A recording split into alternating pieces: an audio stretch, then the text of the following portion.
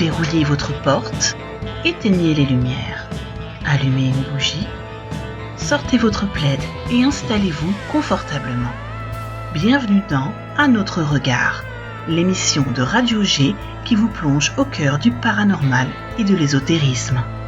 Bref, tout ce qui se trouve entre l'un peu insolite, le franchement étrange et le vraiment bizarre.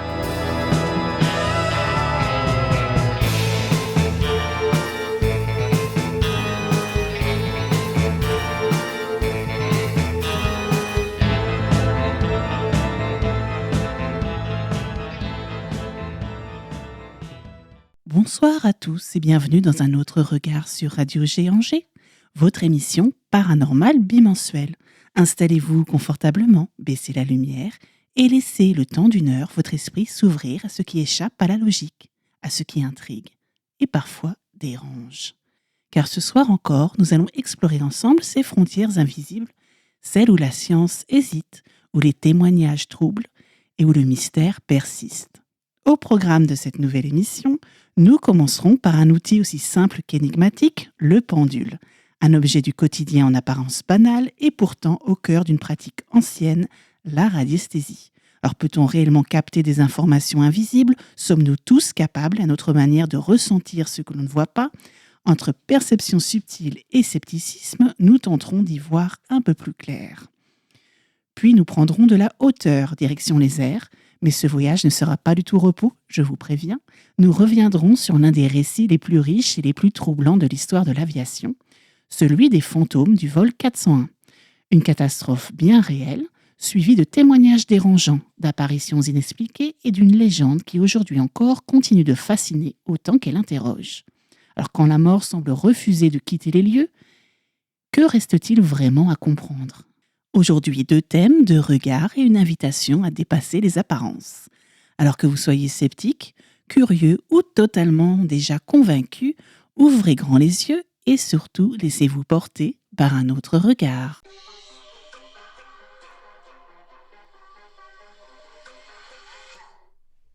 Alors, un pendule suspendu dans le vide, à première vue, rien de plus simple, presque banal, et pourtant, il suffit parfois d'une question, d'une intention, d'un instant de concentration pour qu'il commence à bouger.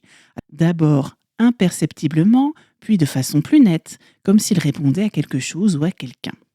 Mais à quoi répond-il vraiment ? À une force invisible qui nous entoure, à une énergie que nous serions finalement capables de capter, sans en avoir pleinement conscience, ou simplement à nous-mêmes, à des micro-mouvements que nos corps produisent sans que notre esprit ne les contrôle. Alors bonsoir à toutes et à tous. Vous êtes dans la première partie d'un autre regard sur Radio G Angers.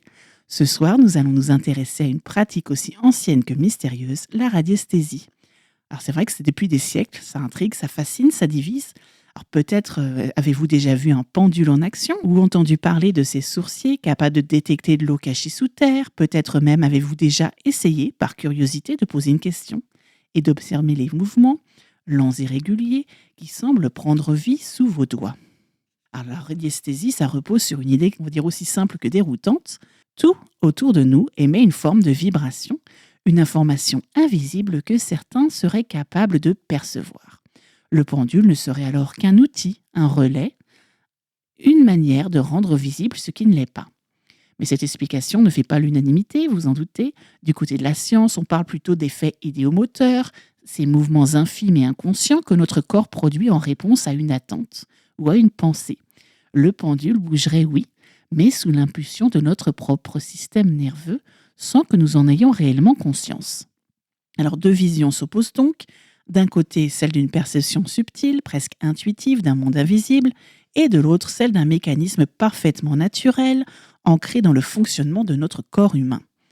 Et entre les deux, une zone d'ombre, comme vous en doutez, un espace de questionnement que nous allons explorer ensemble. Au-delà de ce débat, il y a quand même une question qui demeure. Que se passe-t-il réellement lorsque ce pendule se met en mouvement ? Est-ce que c'est une réponse extérieure ou une manifestation intérieure ? C'est ce que nous allons tenter de comprendre en prenant le temps d'observer, d'écouter et peut-être aussi de remettre en question certaines de nos certitudes. Alors avant d'entrer dans des prix, il est quand même essentiel de bien comprendre de quoi l'on parle réellement lorsqu'on évoque la radiesthésie.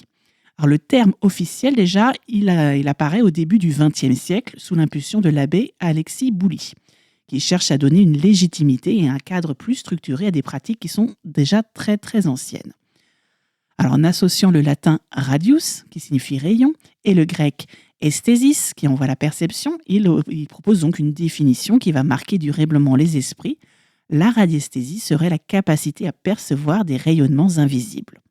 Alors, mais très vite, ces définitions posent quand même question. De quel rayonnement est-ce qu'on parle exactement ? Est-ce qu'il s'agit d'ondes physiques mesurables, comme celles étudiées en physique, ou d'une notion plus symbolique, plus difficile à cerner ? Alors, dans la pratique, les radiesthésistes utilisent ce terme de manière assez large. Il peut désigner des énergies, des vibrations, des informations, sans que ces notions ne soient toujours clairement définies scientifiquement. Alors, on parle parfois d'ondes de forme, d'empreintes énergétiques ou encore de mémoire des lieux. Alors, ce flou terminologique, il est important parce qu'il montre que la radiesthésie ne repose pas en fait sur un cadre scientifique strict, mais plutôt sur un ensemble d'interprétations et de ressentis. Alors concrètement, la radiesthésie désigne donc une pratique dans laquelle une personne tente d'obtenir des informations en utilisant un support, un intermédiaire, donc le plus souvent le pendule, parfois des baguettes, ou même simplement ses propres sensations corporelles. Alors, le pendule, d'ailleurs, mérite qu'on s'y attarde un instant. Alors, il se compose généralement d'un petit poids suspendu à un fil ou à une chaînette. Alors, sa simplicité est trompeuse, car c'est précisément ce qui en fait un outil accessible. N'importe qui peut en fabriquer un ou en utiliser un, il n'y a pas besoin de formation particulière. Mais dans l'approche radiesthésique, le pendule n'est pas censé être actif en lui-même, il n'aurait pas de capacité propre, il serait uniquement un révélateur, un amplificateur des micro-mouvements produits par le corps. Alors, ces micro-mouvements seraient déclenchés par une perception inconsciente. Autrement dit, le radiesthésiste ne voit pas l'information, il ne l'entend pas non plus, mais il la ressentirait d'une manière subtile et son corps réagirait à cette perception et le traduirait par le pendule. Un autre élément central dans cette pratique, c'est ce qu'on appelle la convention mentale. Alors, avant de poser une question, de se lancer avec son pendule, l'utilisateur va définir un code. Par exemple, un mouvement circulaire dans le sens des aiguilles d'une montre signifiera un oui, et dans l'autre sens, un non. Et un mouvement de va-et-vient pourrait indiquer une incertitude ou une absence de réponse. Alors, ce système de codification, il est essentiel car il montre que la réponse ne vient pas du pendule lui-même, mais de l'interprétation qu'en fait l'utilisateur.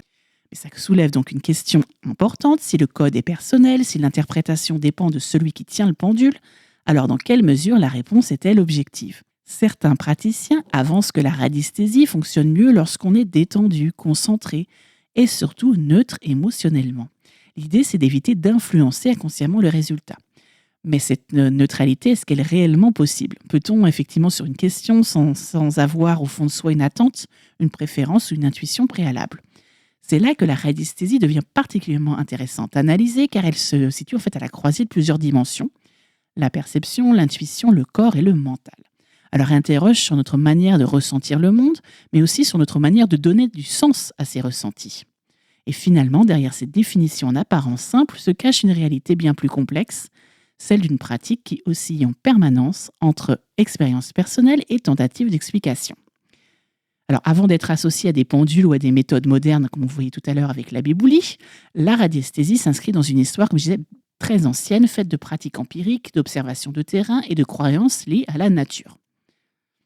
Donc le terme radiesthésie, comme je vous disais, n'apparaît qu'au début du XXe, mais il y a des gestes et des techniques qui s'en rapprochent, qui traversent les siècles sous d'autres formes. Donc on retrouve par exemple des représentations des baguettes en bois dans certaines civilisations antiques, notamment en Égypte. Certaines fresques ont été interprétées comme des scènes de détection de sources ou de minerais, même si, bien sûr, ces lectures restent débattues par les historiens. En Chine, plusieurs textes anciens évoquent également des pratiques de recherche des sources d'eau et de ressources souterraines. Là encore, il est difficile de savoir si l'on parle d'une technique structurée ou de traditions empiriques liées à une observation de terrain. Mais c'est en Europe que la pratique va réellement se développer et s'ancrer dans les usages. Dès le Moyen-Âge, on voit apparaître la figure du sourcier. Souvent issu du monde rural, il est sollicité pour retrouver de l'eau dans des zones où les pluies sont rares ou difficiles à creuser. À cette époque, l'accès à l'eau est une question vitale et toute méthode capable d'indiquer la présence d'une source est quand même prise très très au sérieux, même si elle n'est pas toujours bien comprise.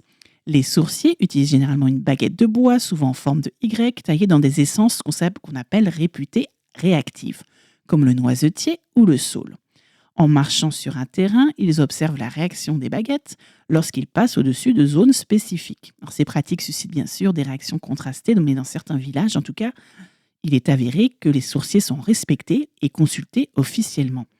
Et dans d'autres contextes, ils sont associés à des pratiques occultes ou suspectes, surtout lorsque l'Église ou les autorités locales se montrent méfiantes face à des méthodes non expliquées. À partir de la Renaissance, la question commence à intéresser davantage les savants et les naturalistes. L'idée de comprendre les ressources du sous-sol devient un enjeu économique important, notamment avec le développement de l'exploitation minière. Alors, c'est dans ce contexte que Georgius Agricola, on est au XVIe siècle, mentionne dans ses travaux sur les mines, qui sont publiés en 1556, l'usage des baguettes par certains mineurs.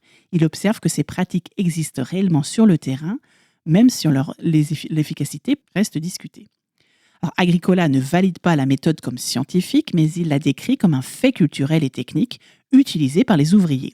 Ce point est important. À cette époque, on est encore dans des phases où l'observation, les croyances et l'empirisme coexistent sans séparation nette. Plus tard, à l'époque moderne, la pratique des sorciers, bien sûr, continue d'exister dans les campagnes européennes. Elle est transmise oralement, souvent de génération en génération, sans cadre théorique formalisé.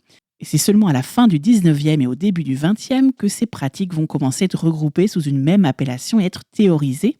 Donc c'est dans le contexte effectivement l'abbé Alexis Bouly va jouer son rôle central en France. Il observe les pratiques de détection d'eau et de minerais et il cherche à leur donner une structure, un nom et une forme de reconnaissance. Donc le passage de la baguette du sorcier au pendule du radiesthésiste marque aussi une évolution importante. Donc on passe d'une pratique strictement liée au terrain à une pratique plus introspective, plus individuelle, parfois utilisée à distance, sans contact avec le sol. Alors, ce glissement, bien sûr, il est fondamental car il ouvre la porte à une interprétation beaucoup plus large du phénomène. Au-delà de ça, la radiesthésie ne se limite pas à chercher de l'eau et des ressources, elle devient un outil supposé à l'exploration de l'invisible, que certains vont appliquer à la santé, aux lieux ou même à des questions personnelles. Mais cette évolution propose aussi une question existentielle: à partir de quel moment une pratique empirique devient-elle une croyance? Car dans la radiesthésie, il n'existe pas un seul mode d'emploi universel, mais une série de pratiques qui reposent toutes aussi sur une idée centrale. Le corps humain serait capable de capter des informations subtiles et le pendule ne ferait que les rendre visibles. Donc pour les radiesthésistes, tout commence par une hypothèse. L'univers est traversé par des infos, des vibrations que nous ne percevons pas forcément consciemment. Mais ces informations, elles sont ni visuelles, ni auditives, ni tangibles au sens classique, mais elles existeraient sous des formes plus fines, plus diffuses. Le corps humain, dans cette vision, ne serait pas un simple observateur, mais un récepteur, un peu comme une antenne capable de capter les signaux faibles. Le pendule, lui, n'a aucun pouvoir en soi, il est neutre, son rôle serait uniquement d'amplifier les micro-réactions, de transformer ces réactions en mouvements lisibles. Comment est-ce que ça se déroule concrètement? Avant toute utilisation, les praticiens insistent sur un point essentiel, c'est l'état intérieur, on en parlait tout à l'heure. Il faut être calme, centré, détendu. Certains parlent de lâcher prise, d'autres de neutralité mentale. L'idée, c'est de réduire au maximum les interférences émotionnelles ou mentales. Donc on s'installe souvent dans un endroit calme, le pendule est tenu entre le pouce et l'index, parfois à quelques centimètres au-dessus d'une surface plane ou d'un objet. Et c'est là que commence la première étape importante, la stabilisation. Le pendule doit être immobile, le bras relâché, le regard fixé, et le silence s'installe, puis vient la question. Donc dans la radiesthésie, la qualité de la question est essentielle. Elle doit être simple, précise et surtout fermée. On ne veut pas d'explications complexes, on attend une réponse binaire, oui, non ou parfois incertain. Par exemple, cet objet est-il ici? Cette zone est-elle favorable à un potager? Cette réponse est-elle positive? Mon entretien d'embauche va-t-il déboucher sur une proposition? Donc on attend oui, non ou je ne sais pas. Avant de commencer, le radiesthésiste définit un code de lecture, comme on disait tout à l'heure, ce qu'on appelle une convention. Le code n'est pas universel, il varie d'une personne à d'une autre, ce qui est un point clé dans la compréhension du phénomène. Donc autrement dit, ce pendule ne parle pas un langage universel, il traduit un langage que l'utilisateur lui-même a défini. Selon les praticiens, le corps capterait cette information. Cette information serait alors traduite en micro-réactions musculaires et ces micro-réactions sont si faibles qu'elles échappent à la conscience, mais elles seraient suffisantes pour permettre le pendule de se mettre en mouvement. On parle parfois de réponse intuitive du corps. Dans cette vision, le pendule ne décide rien, en fait, il l'amplifie. Donc imaginons une scène simple. Une personne tient un pendule au-dessus d'une carte, elle pense à une question, y a-t-il une présence d'eau ici? Elle reste immobile, elle se concentre, au début rien ne bouge, puis très légèrement, le pendule commence à osciller d'abord doucement, puis de façon plus nette. Pour la personne, cette réponse semble extérieure, comme si quelque chose répondait, mais dans la logique radiesthésique, cette réponse viendrait d'une perception interne traduite par le corps. Le point souvent répété également par les praticiens, c'est ce qu'on appelle la neutralité. L'idée est simple. Si l'on espère une réponse, si l'on souhaite inconsciemment un résultat, on risque d'influencer le pendule. C'est ici que la pratique devient un peu paradoxale, car il faut poser une question sans attendre de réponse, observer sans influencer, agir sans agir. C'est une forme de tension subtile entre le contrôle et le lâcher-prise. Alors pour certains praticiens, la radiesthésie ne relève pas uniquement d'un monde invisible extérieur, mais aussi d'un dialogue quelquefois avec son inconscient. Le pendule devient alors un outil permettant de faire émerger des informations qu'on a quelque part déjà présentes en nous, mais dont nous ne sommes pas conscients. Dans cette lecture, il ne s'agit pas de capter le monde extérieur, mais de remonter des éléments internes, intuition, mémoire, association implicite, vie antérieure, que sais-je. Vous écoutez Un autre regard sur Radio G 101.5 FM, l'émission qui explore tout ce qui se trouve entre l'un peu insolite, le franchement étrange et le vraiment bizarre.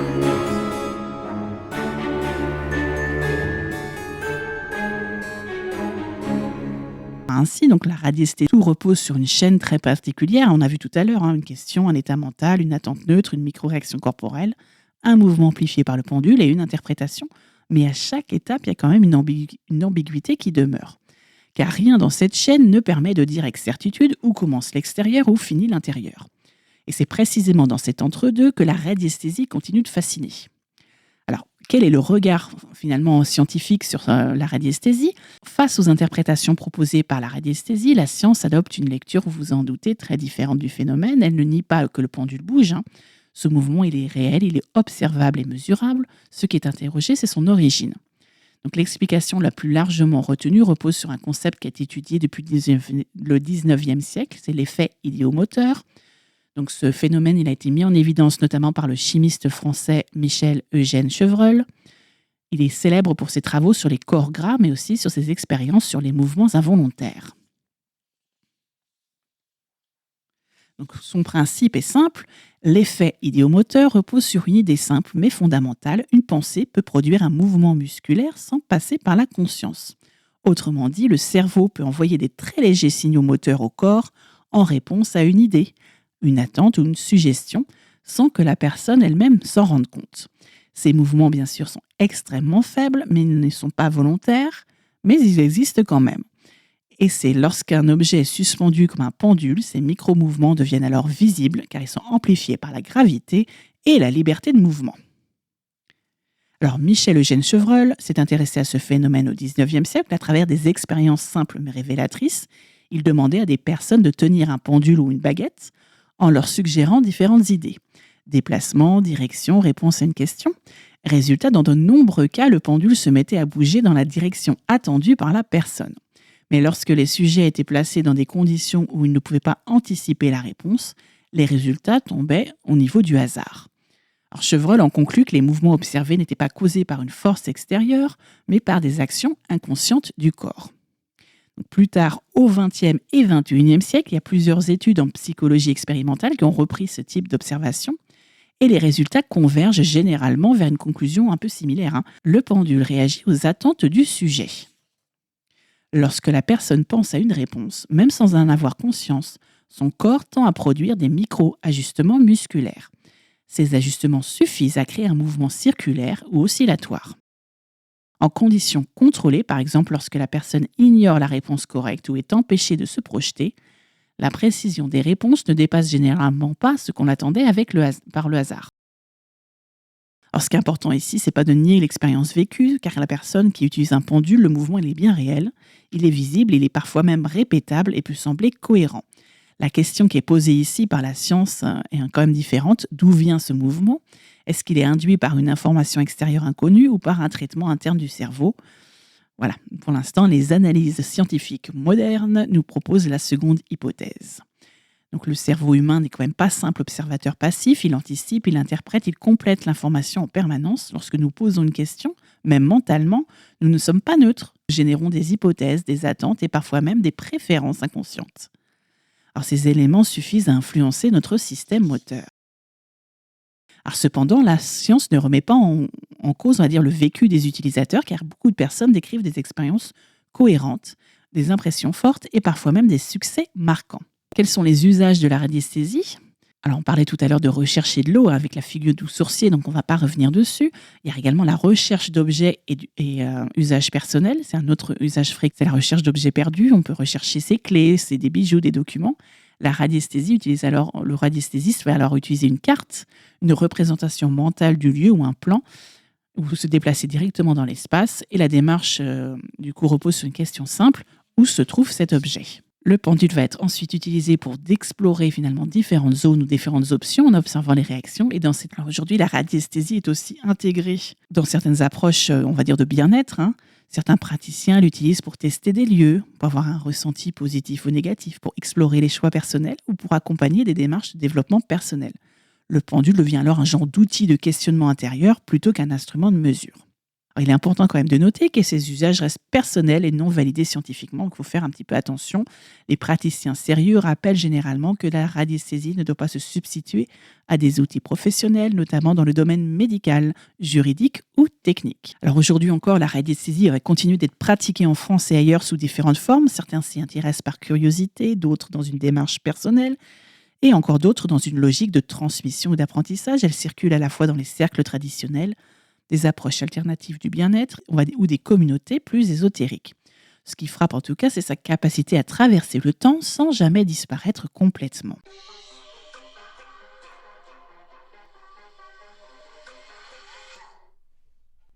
Donc au terme de cette exploration, la radiesthésie apparaît comme un sujet qui échappe facilement aux catégories simples. Ni totalement validée par les sciences, ni complètement rejetée par ceux qui la pratiquent, elle se maintient dans une zone intermédiaire difficile à trancher. D'un côté, on nous sort les explications scientifiques à travers notamment l'effet idéomoteur qui propose une lecture cohérente. De l'autre côté, les praticiens et les personnes qui utilisent le pendule au quotidien décrivent des expériences qui dépassent parfois le cadre explicatif. Ils parlent de ressentis précis, d'intuitions marquantes, parfois même de résultats sur des personnes perdues, notamment, qui semblent difficiles à attribuer au hasard seul.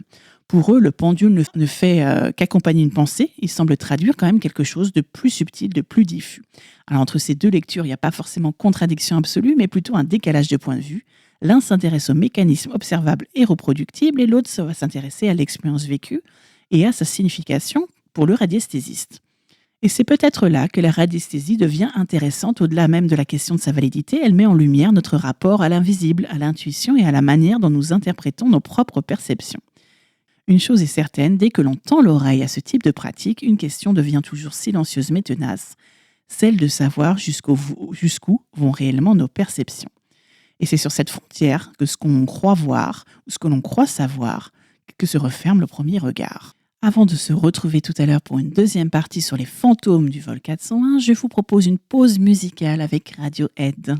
Vous êtes toujours sur Radio G Angers, 101.5 FM, disponible également en streaming sur le site radio-g.fr. Nous voilà de retour dans un autre regard sur Radio G Angers, 101.5 FM, ou sur www.radio-g.fr. Et après avoir exploré les mécanismes invisibles de la perception, cette zone floue où le corps semble parfois répondre avant même que l'esprit ne comprenne, nous changeons totalement d'échelle. Nous quittons les mains, le pendule et les perceptions intimes pour prendre de la hauteur, beaucoup de hauteur, car le deuxième mystère de ce soir nous emmène dans le ciel, à bord d'un avion de ligne, et dans une histoire qui encore aujourd'hui continue de diviser entre faits rapportés, interprétation et légendes modernes. Alors, tout commence avec un vol commercial tout à fait classique, le vol 401 d'Eastern Airlines. Une liaison comme il en existe, on va dire des centaines chaque jour, des passagers, un équipage, une routine aérienne parfaitement maîtrisée. Mais ce vol va basculer, dans des circonstances tragiques d'abord, puis selon de nombreux témoignages ultérieurs, dans quelque chose de beaucoup plus étrange. Car après l'accident, certains membres du personnel de la compagnie aérienne commencent à rapporter des faits troublants.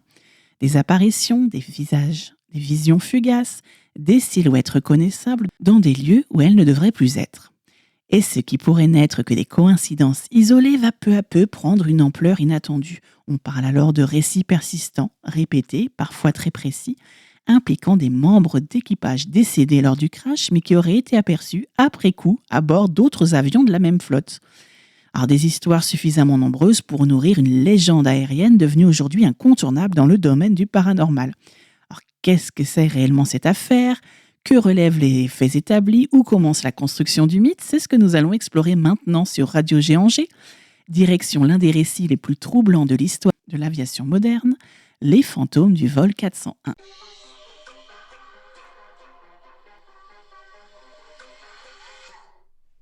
Alors avant d'entrer dans les récits qui ont nourri la légende, il est quand même essentiel de revenir aux faits établis, car derrière ce qui deviendra une histoire souvent associée au paranormal, il y a d'abord un accident aérien réel, documenté, étudié. Nous sommes le 29 décembre 1972, en fin de journée, le vol 401 de la compagnie Eastern Airlines, numéro 401, est en approche de Miami. À bord, un équipage complet et plusieurs dizaines de passagers. L'appareil est un Lockheed L-1011 TriStar, un avion long courrier moderne pour l'époque considéré comme fiable et innovant. La mission du jour était simple, relier New York à Miami. Un vol classique sans particularité annoncée dans un ciel dégagé au-dessus de la Floride. Mais en phase d'approche, un élément technique vient perturber la routine du cockpit, un problème d'indicateur de train d'atterrissage. Alors, lors de la descente, il y a ce fameux voyant lumineux qui est censé indiquer que le train d'atterrissage est correctement déployé. Il ne s'allume pas comme prévu. Alors, pour l'équipage, ça pose une question faite immédiate. Est-ce que le train est sorti ou non ? Dans l'aviation, ce type d'alerte n'est jamais pris à la légère. Le commandant de bord et son équipage décident donc de suspendre la descente et de stabiliser pour vérifier la situation. Donc, ils engagent dans une procédure standard qui est inspection des systèmes, vérification des instruments, tentative de réinitialisation du voyant. Rien d'anormal en soi dans une telle situation, mais chaque minute passée dans cette phase de vérification éloigne progressivement l'avion de son altitude de sécurité. Ah oui. Et c'est ici que la situation commence à se complexifier. Pendant que l'équipage est focalisé sur ce problème technique, la gestion globale du vol passe temporairement au second plan. L'attention est concentrée sur un seul élément, résoudre cette alerte. Dans le même temps, l'appareil reste en vol automatique stabilisé, du moins en apparence. C'est là qu'il y a un enchaînement subtil de facteurs qui va encore entrer en jeu. Alors, distraction du cockpit, surveillance, altimétrique insuffisante et perte progressive de conscience de la trajectoire réelle de l'avion. Et oui, sans alerte immédiate perçue par l'équipage, l'avion commence à perdre lentement de l'altitude. Le système automatique ne maintient plus la trajectoire attendue et personne dans le cockpit ne réalise immédiatement que l'appareil descend en dessous de l'altitude de sécurité. Donc c'est un point crucial dans l'analyse de l'accident. Il ne s'agit pas d'un événement brutal ou d'une panne spectaculaire, mais vraiment d'une dérive progressive, presque silencieuse.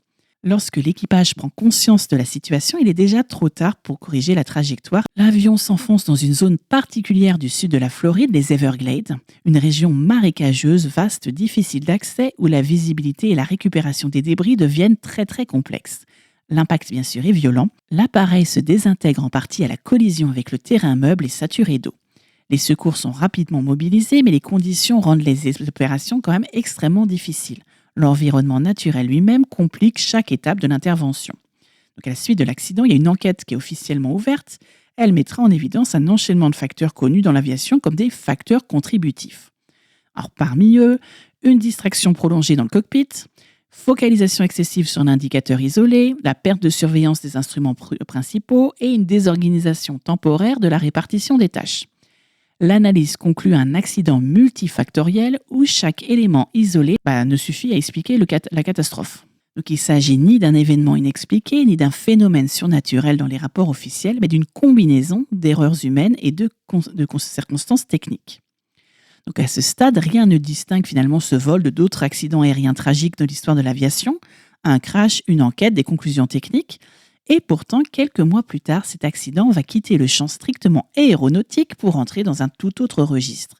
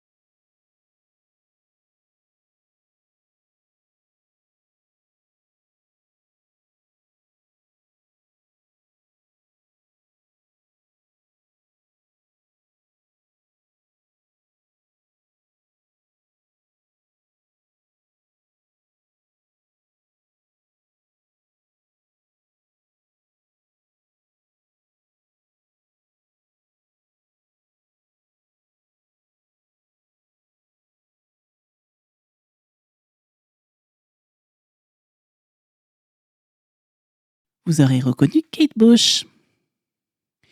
Vous êtes de retour sur Radio G Angers 101.5 FM. Vous nous écoutez également en DAB+. On parlait radiesthésie, car c'est après cet événement et autour de certains éléments bien précis liés à l'appareil et à son environnement opérationnel, on va dire, que vont émerger des récits inattendus. Des récits qui ne figurent dans aucun rapport officiel, mais qui vont profondément marquer l'imaginaire collectif. Et c'est là, du coup, que commence le deuxième acte de cette histoire.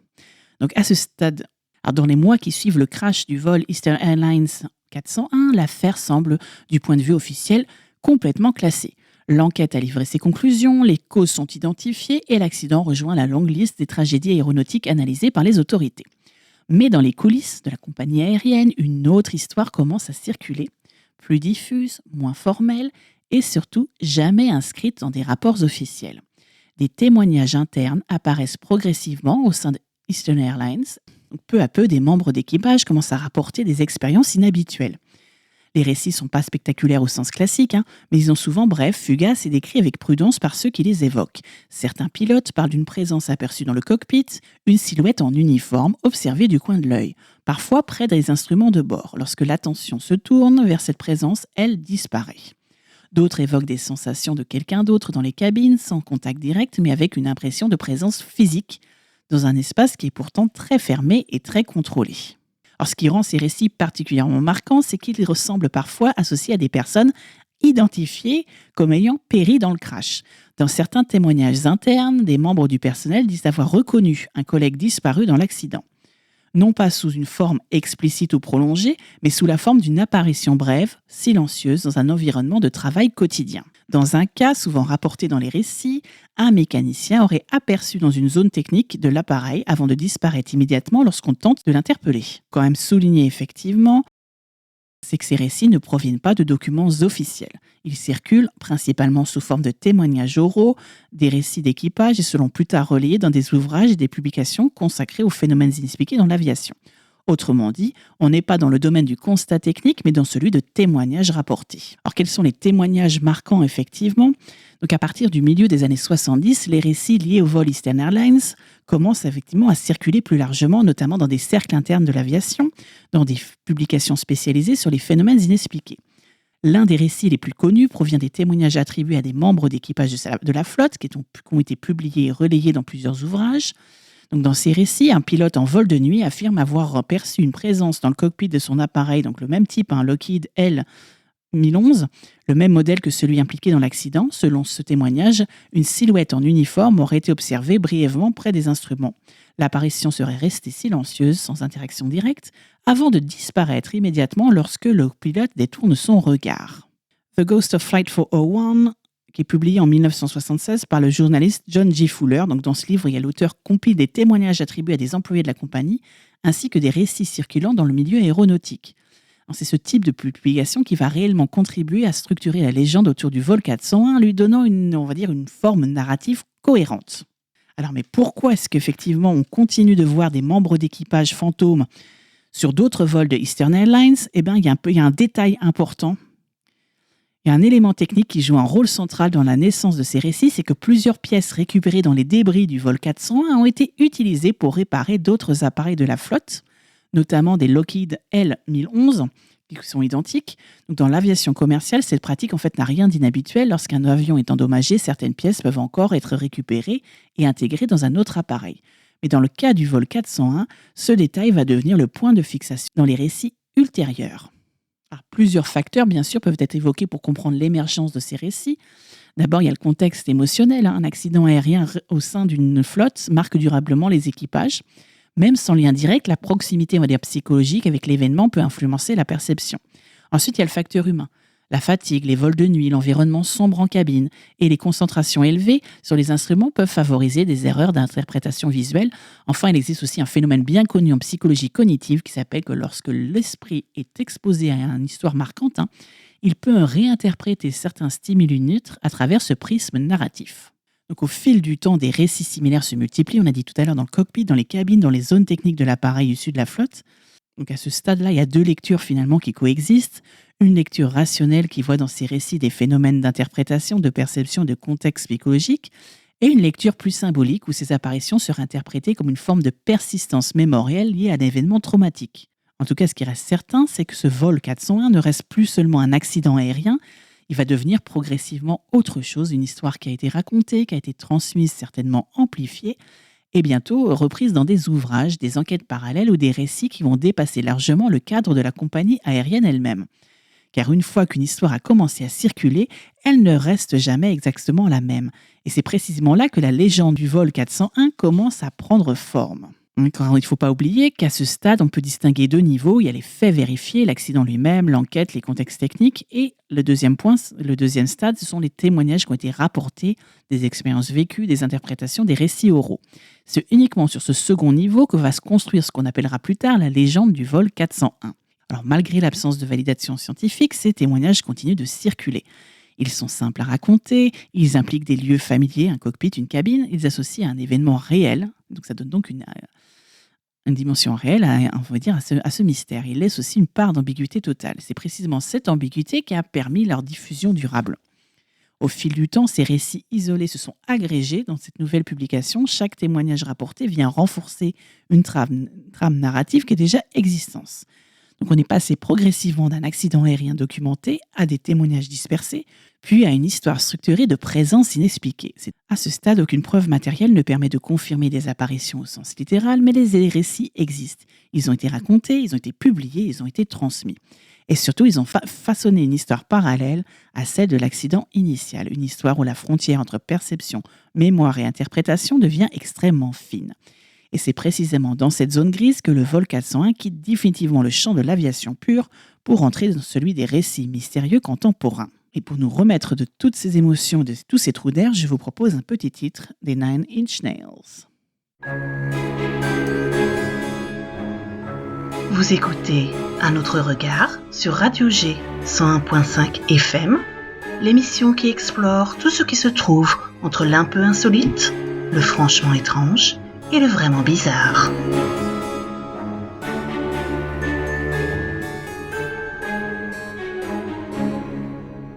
Les fans de l'homme en noir Johnny Cash auront repéré la reprise de son titre Hurt. Nous arrivons au terme de cette nouvelle exploration dans un autre regard sur Radio G. Angers. Ce soir, nous avons traversé deux univers qui, à première vue, semblent très différents et pourtant se rejoignent dans une même zone d'interrogation.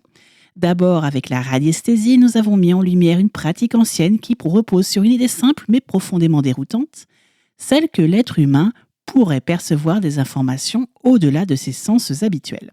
Alors, entre pendule, convention mentale, ressenti subtil, nous avons vu comment cette pratique oscille en permanence entre expérience personnelle et explications scientifiques, notamment à travers les mécanismes de l'idéomoteur et des micro-réactions inconscientes du corps. Et puis, avec le vol 401 de l'Eastern Airlines, nous avons quitté le terrain de l'expérience individuelle pour entrer dans celui du témoignage collectif, un accident aérien réel documenté, analysé, qui au fil du temps a été entouré de récits d'apparitions et de présences inexpliquées dans les autres avions de la flotte. Entre faits établis, récits rapportés, c'est toute la question de la mémoire, de l'interprétation, de la construction des légendes modernes qui s'est invitée dans notre réflexion.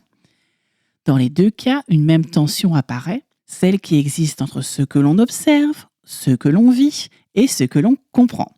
Car au fond, ces histoires ne parlent peut-être pas seulement de phénomènes mystérieux, elles parlent aussi de nous, de notre manière de percevoir, de relier les événements, de donner du sens à ce qui nous échappe encore. Elles nous rappellent que la frontière entre le connu et l'inexpliqué n'est pas toujours fixe. Elle bouge, elle évolue et parfois elle se redessine au gré de nos expériences et de nos récits. Et quid du prochain numéro ? Eh bien, dans la prochaine émission d'Un autre regard sur Radio G, nous continuerons d'exploser ces zones entre science, conscience et mystère. On va s'intéresser tout d'abord à une figure fascinante, Edgar Cayce, souvent surnommé le prophète endormi, un homme qui affirmait accéder en état de transe à des informations sur la santé, la vie et même des connaissances anciennes et dont les lectures, on va dire, continuent encore aujourd'hui de susciter fascinations et débats.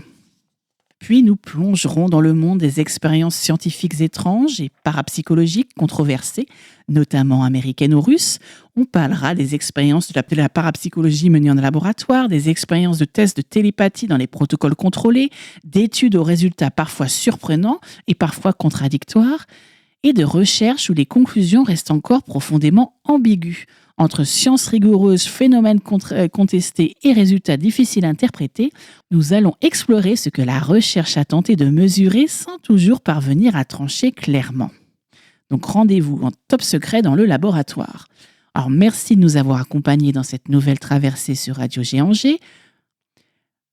Et souvenez-vous, ici nous ne cherchons pas forcément à imposer des réponses, nous cherchons à continuer de poser les bonnes questions. Donc à très bientôt dans un autre regard sur Radio G. Et n'oubliez pas, prenez soin de vous.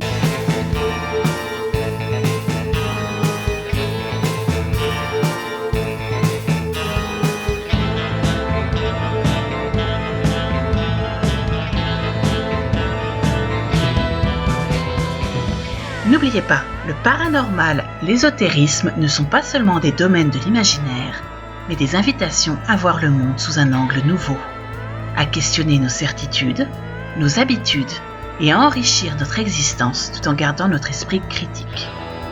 Vous l'aurez compris, c'est aussi une invitation à adopter un autre regard. Merci d'avoir été à l'écoute. À très bientôt sur Radio G pour un nouveau voyage extraordinaire au cœur de l'invisible et de l'inconnu. Alors, restez curieux, ouverts d'esprit et prenez soin de vous.